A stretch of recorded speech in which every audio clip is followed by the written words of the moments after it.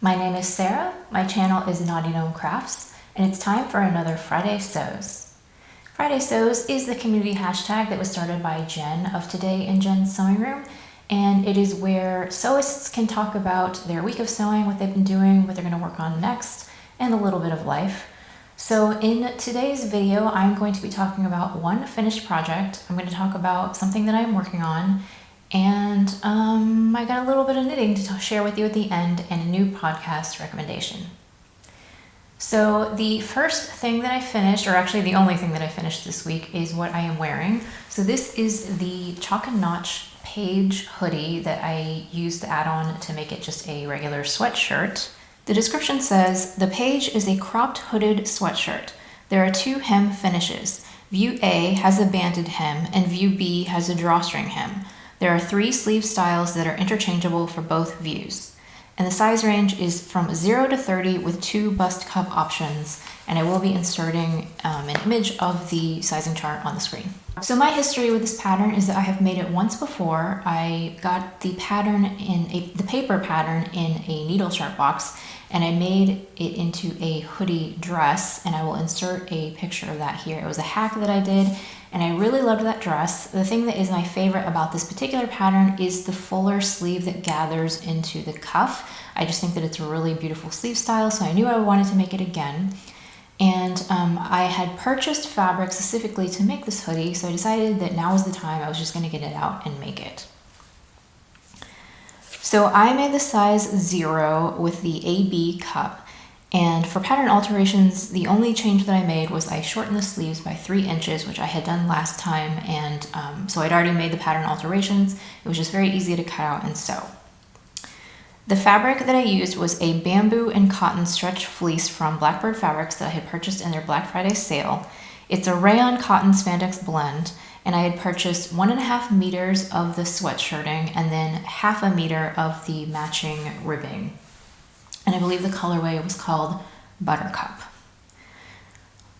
So I had only purchased 1.5 meters of this because even on sale, it's fairly expensive. And originally I had wanted to make a matching set, but I just didn't think that I could really afford it. Like I didn't really want to splurge on buying like 3 yards of it. So I just bought the 1.5 meters. But as I was cutting it out, I was going to do the hoodie version, but I realized that the fabric was fairly wide.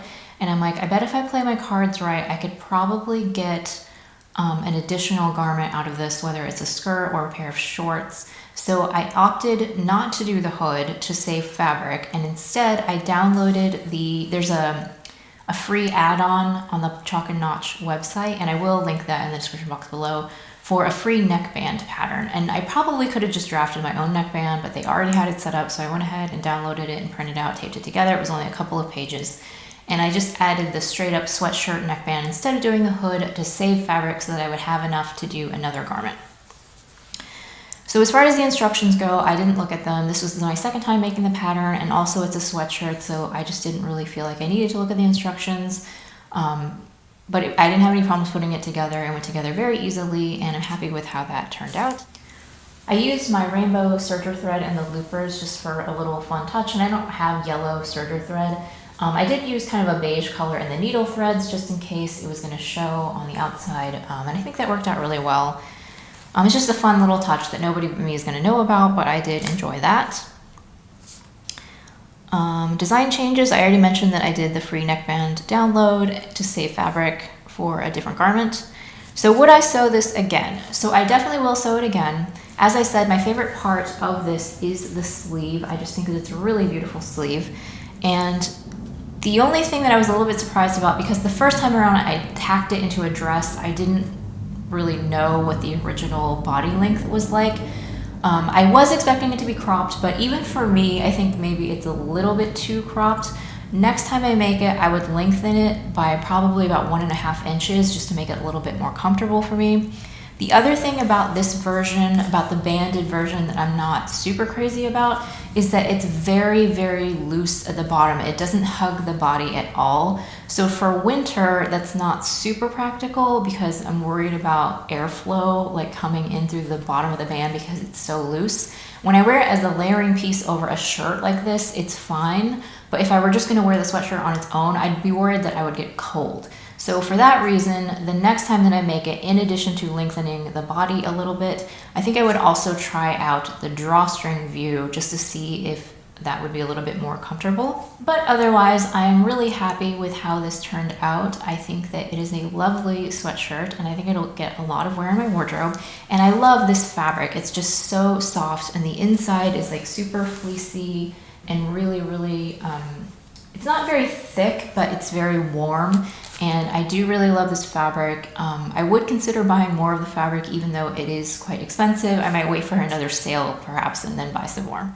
So if you watched my video on 5 free patterns that I have tried and loved and also 5 that I wanted to try, I decided to go ahead and kind of put my money where my mouth is and go ahead and cut out one of those free patterns to just kind of expand my repertoire and see if I liked it. So I used the remaining sweatshirting to cut out the Sew House 7 Elemental Pencil Skirt. So because this isn't finished yet, I'm gonna hold off on my full review because I do still need to cover stitch the hem and also honesty time.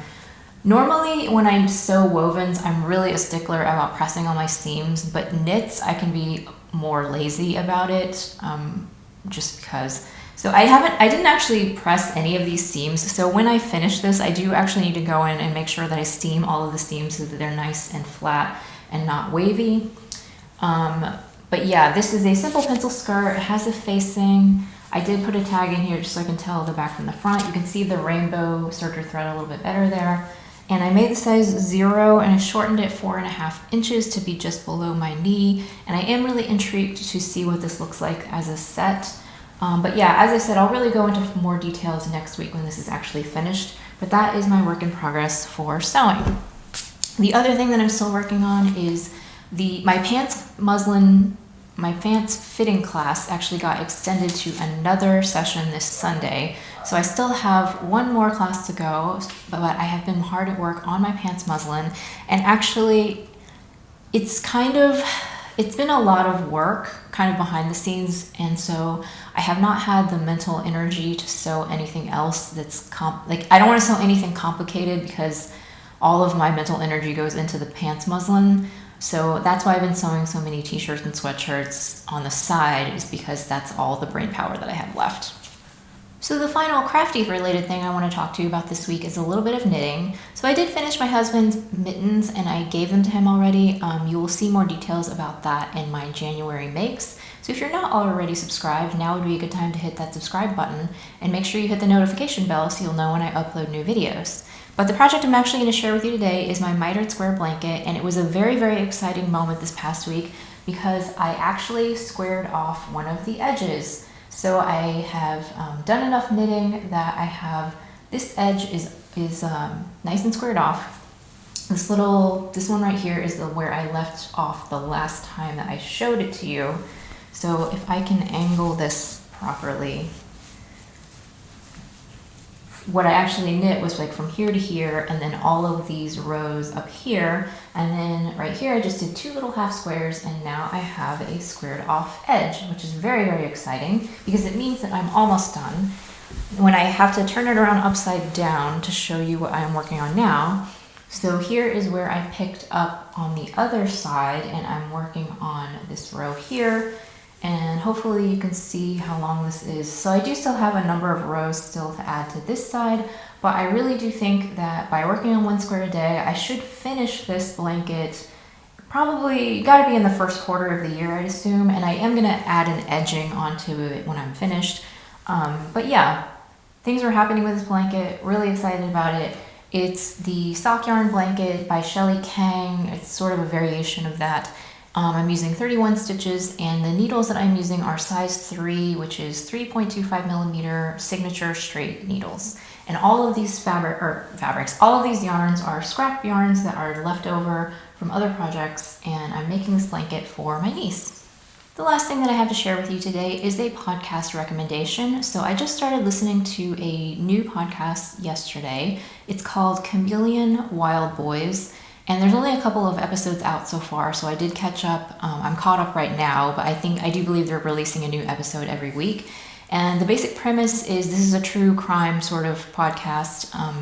Are that in Canada there were these two boys who kind of emerged from the woods and claimed that they were raised in the woods, and so they didn't have any identification or anything, and so this tiny little small town like took them in, tried to take care of them, but you later find out that the boy's story is completely a lie and that they were not raised in the woods, solely in the woods. And that's pretty much all I'm going to tell you so far. I don't really know a whole lot so far because it is, as I said, a newer podcast. But yeah, the premise just really grabbed me and I thought it was super interesting, so I thought I would share that in case anyone else likes that kind of podcast.